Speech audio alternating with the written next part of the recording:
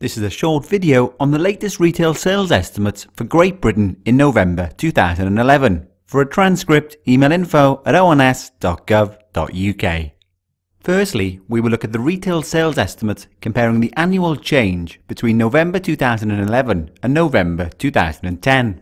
The value of all retail sales, that is the total amount spent on retail goods, increased by 4.6%. So compared to November 2010, we spent 4.6% more on retail goods a year later.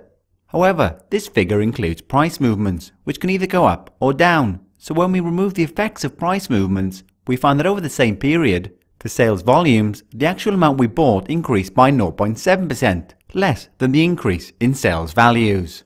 So we are buying more retail goods compared to a year earlier, but because of price changes, spending even more on these goods. We can also look at the month-on-month increases, but these are more volatile. So if we compare November 2011 with October 2011, we see that the value of all retail sales decreased slightly by 0.1%.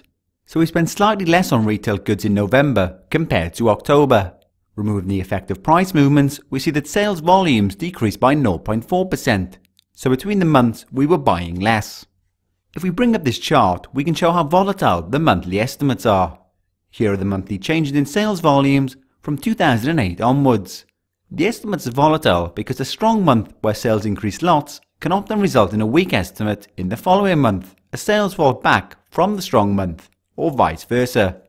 This can be seen here, where there was a weak month in January 2010, followed by a strong month in February, as sales returned back towards their pre-January estimate. If we lighten the monthly line and now plot on the quarterly series, we can see that it is far less volatile. If we bring back up the monthly series and look at the most recent period, we can see there is a fall in the monthly estimate, but a rise in the quarterly estimate. Finally this month, we will focus on internet sales, looking at the percentage of sales in retail that is bought online, where we remove purchases of automotive fuel or petrol. We can see from this line that there has been an increasing amount of retail bought online over the past 5 years.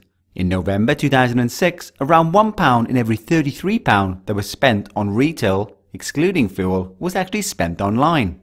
Now, looking at 5 years later, this has increased to an extent that now around £1 in every £8 on retail is over the internet.